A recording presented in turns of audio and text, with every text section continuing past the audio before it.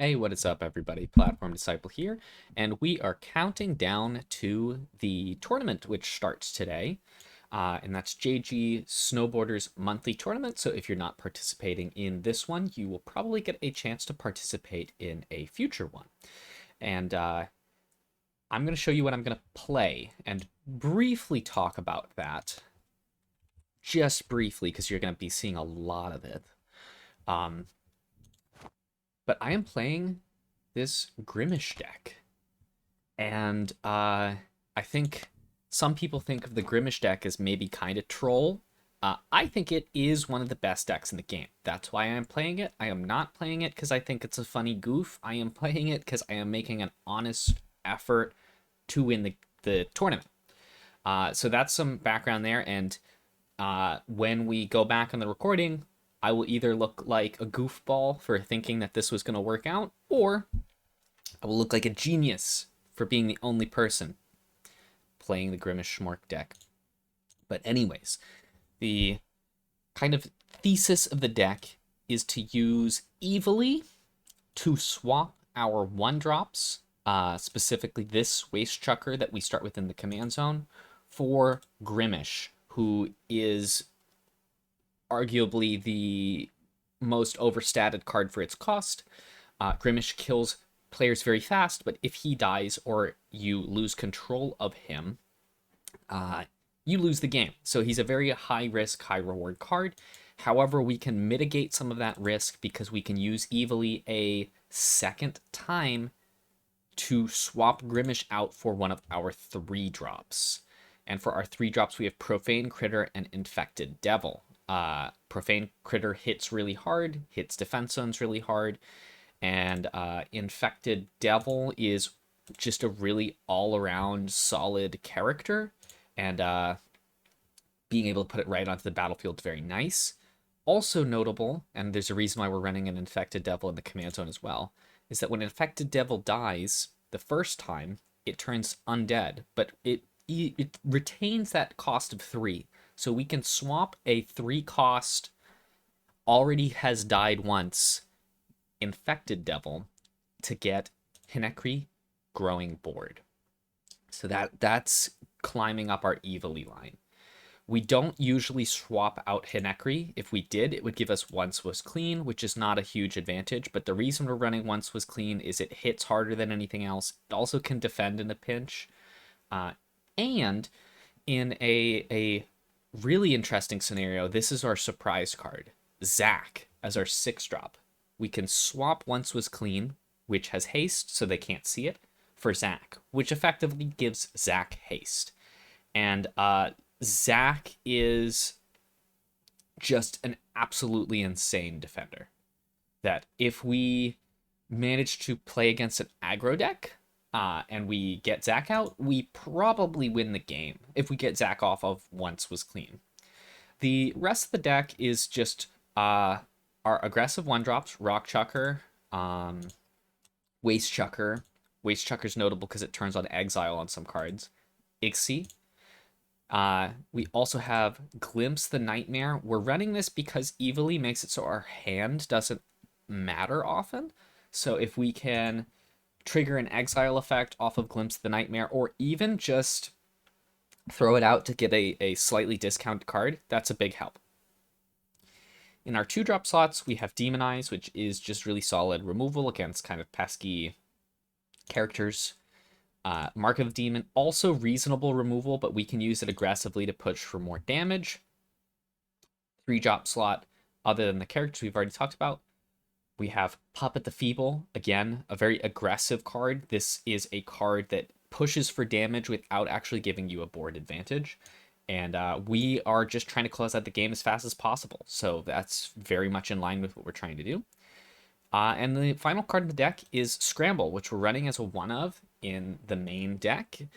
Scramble very frequently just wins you the game when you cast it. That's why we're running it. We don't usually want the game to go to turn 8. There is that exile cost that lets us play it a little sooner, but that's pretty unreliable because we don't have that many sources of discard. And you know, I think I may have missed Spontaneous Combustion here, but we all know what Spontaneous Combustion is. It's very good at putting you ahead on the board. And again, it has that exile effect in case that comes up. That's the whole deck. We also have a sideboard because these are best of 3 rounds, where you play against somebody until one person has won twice, or until all 3 rounds have been played, because draws are possible. This is our sideboard. So we have a 12-card sideboard. First card is Two-Face, and this is a transformative sideboard. We currently only have Grimmish, which means we can swap any 1-drop with Evellee for Grimmish.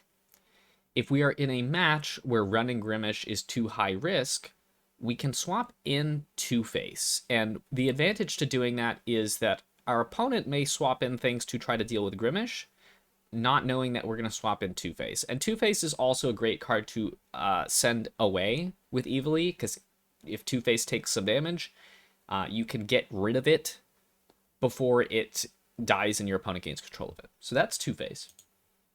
Chalice of Madness. This card basically wins us the game against control decks and a lot of combo decks. That's why we're running that.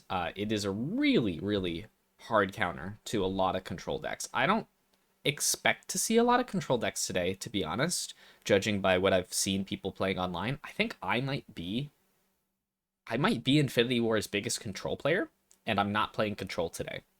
But if I was, this would be the card I'd want to see the least. Okay, then we have Devil of Despair, and the reason we're running this in the sideboard is mostly for that cannot be killed by non-damage sources. Although I don't expect to see control decks, I do expect to see the Double Varroar Flamed on aggro deck, which a lot of people call Death Blast. And this gets you a body that can survive through mass death, which is admittedly very important. So that's why we're running this.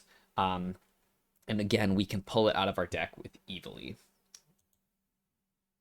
Oh, I should also mention, Devil of Despair has a discard effect, which is notable because it helps turn on our Exiles keyword, which could matter for, we have, I'll just jump ahead to it, 2 more Scrambles on the sideboard, which is another card that I plan on sideboarding in against Death Blast if I see it. It's also good against a lot of other decks, but we can sideboard in these 5 cards together to have both of these cards are individually strong, but if you have Devil of Despair and Scramble, you can pretty reliably play the turn 6 Scramble, which is really big.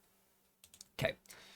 We have Escalating Stain. This is, again, another card for control matches, which I don't know how many we're going to see, but Escalating Stain allows us to play a slower game, and it also is really powerful against enemy location cards, which, again, I'm not sure if I expect to see, but the case where Escalating Stain is good, where you do want it, it's really, really good. So it might stay on our sideboard the whole time, but if we ever do bring it in, we're going to feel very good about it. And then our final card on the sideboard is a single Extirpate. And honestly, I don't have strong plans for this card. I feel like the rest of the sideboard covers the things I want to cover. Extirpate is really there as a catch-all for something that I haven't considered. If there is like a artifact card, which I currently have no other cards in the deck that can target artifacts, Extirpate is the card that we want to deal with artifacts. Like if for whatever reason we do run into a triple Genesis Omnitron deck, again, not expecting to, but this would be the card. That covers our sideboard. That also covers our main deck. And I'm going to cut it off here until we start the tournament. And you'll get to see some games.